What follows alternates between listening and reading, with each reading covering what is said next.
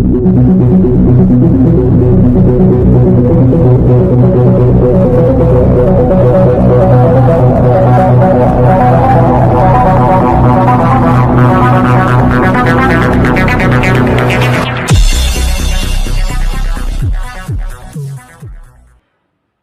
To PM9 news.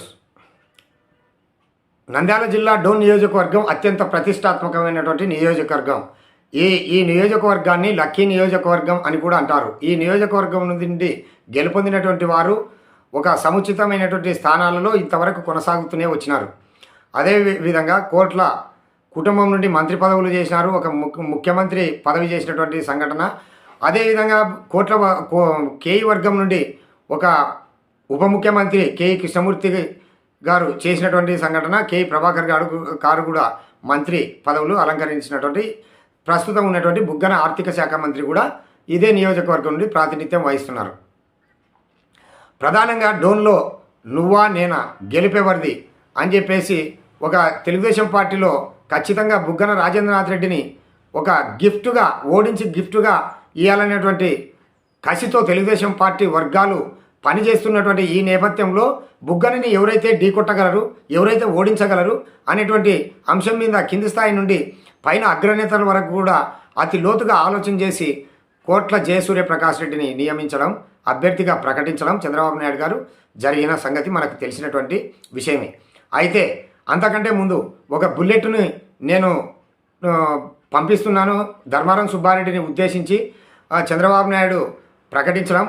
తర్వాత ఈ నేపథ్యంలో అనేక రకాలైనటువంటి ఈ యొక్క ధర్మారం సుబ్బారెడ్డి ఎవరైతే నియోజకవర్గం ఇన్ఛార్జి ఉన్నారో అతని మీద బీసీ ఎస్సీ వర్గాలు, తర్వాత కోట్ల కేఈ వర్గాలు ఏవైతే ఉన్నాయో మమ్మల్ని పట్టించుకోకుండా వారికి సంబంధించినటువంటి ఆయా వర్గాలకే ప్రాధాన్యత ఇస్తున్నానని చెప్పేసి తిరుగుబాటు చేయడం. తర్వాత కేశన్న గౌడు, తొప్పెల శ్రీనివాసులు, యొక్క ఎల్లగౌడు ఇలాంటి వారిని పార్టీ నుండి బహిష్కరించడం, Gummakonda Dasaratharamareddy municipal vice chairman ఇలాంటి వారిని బహిష్కరించడం. ఆ నేపథ్యంలో తర్వాత ఈ యొక్క ధర్మారం సుబ్బారెడ్డి ఏమి కూడా నోరు మెదపలేకపోవడం. ధర్మారం సుబ్బారెడ్డి అదే తెలుగుదేశం పార్టీ అధినేత స్కిల్ డెవలప్మెంట్ కేసులో సెంట్రల్ జైల్లో ఉన్నప్పుడు జగన్మోహన్ రెడ్డి డోన్కు వచ్చిన ఈ క్రమంలో శిబిరాన్ని వదిలిపెట్టి కాలబుగ్గ లేకుంటే బేదచెర్ల మండలాల్లో ఈ రకంగా తిరుగులాడుకుంటూ ఉండము. ఇవన్నీ కూడా మైనస్లుగా తెలుగుదేశం పార్టీ భావించడం జరిగింది. తర్వాత వీరికి లావాదేవీలు కూడా అంటే వ్యాపార లావాదేవీలు కూడా ఉన్నాయని చెప్పేసి అదొక మైనస్గా భావిస్తూ కోట్ల జయసూర్యప్రకాష్ రెడ్డిని అనౌన్స్ చేయడం జరిగింది. ఇంతకంటే ప్రధాన కారణం ఏంటంటే స్కిల్ డెవలప్మెంట్ మేము ఖచ్చితంగా రిటర్న్ గిఫ్ట్ చంద్రబాబు నాయుడుకు ఇస్తామని చెప్పేసి సాక్షాత్ అసెంబ్లీలోనే ఆర్థిక శాఖ మంత్రి ప్రకటించడం.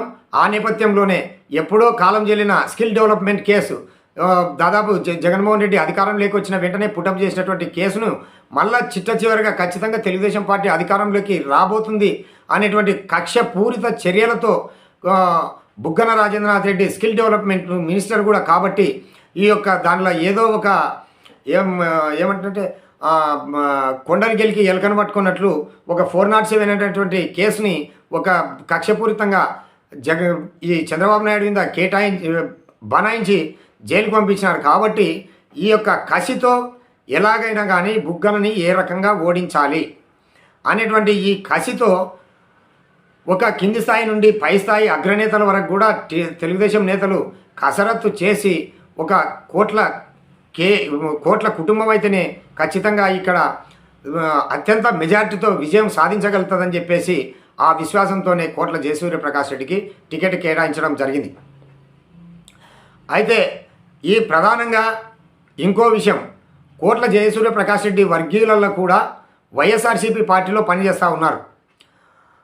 ఈ యొక్క కేఈ వర్గీయులకి కేఈ కుటుంబానికి టికెట్ ఇస్తే ఈ యొక్క జయసూర్యప్రకాష్ రెడ్డి కోట్ల వర్గానికి సంబంధించిన ఆల్రెడీ ఈ యొక్క వైసీపీ పార్టీలో ఉన్నారు కాబట్టి వాళ్ళు చేయరేమో.